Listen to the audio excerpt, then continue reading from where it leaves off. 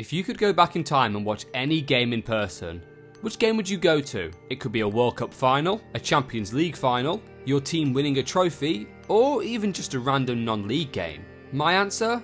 Well, my answer is a game from a competition that theoretically doesn't even exist anymore. A game in which many, even the man himself, considered to be one of Pelé's greatest.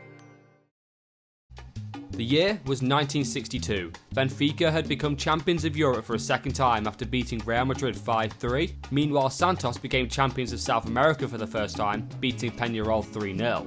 The outcome of these results was the third edition of the Intercontinental Cup, where the champions of Europe met the champions of South America in games that were taken a lot more serious than the Club World Cup is today. As it stood, it was one win for South America and one win for Europe.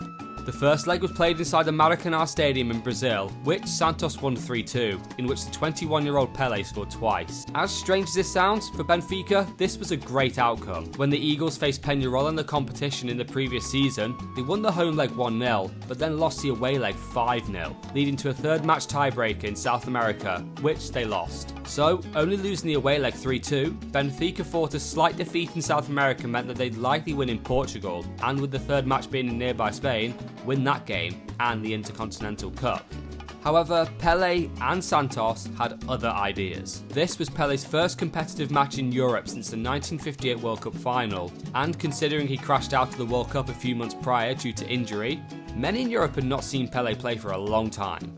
These were arguably the peak years of Pelé, and he showed us why in this game, where Pelé and Eusébio battled it out for the title of best in the world. Benfica started the game strong, however 15 minutes into the game, Pepe's cross found the right foot of Pelé who made it 1-0. From here, the game was all Santos, with Pelé running the show. The Benfica players could not get near him, and his second goal 10 minutes later, where he rides 3 challenges and scores with his weaker foot, just shows how much better he was than anyone else at the time. Into the second half, and Pelé turned provider with another fabulous run before laying it off to Coutinho, who made it 3-0.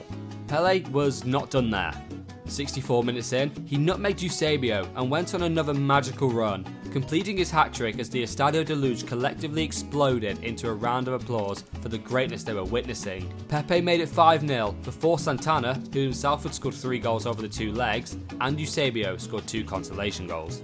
Pelé and the great Santos side had destroyed the champions of Europe. In later years, Benfica goalkeeper Costa Pereira said, "I arrived hoping to stop a great man, but I went away convinced that I had been undone by a man not born on the same planet as the rest of us." Pelé himself said that it was the best game of my career and a piece of footballing art I'll never forget. Many people of my era don't consider Pelé the greatest because he never proved himself in Europe. Well, he did in this night. Thanks for watching.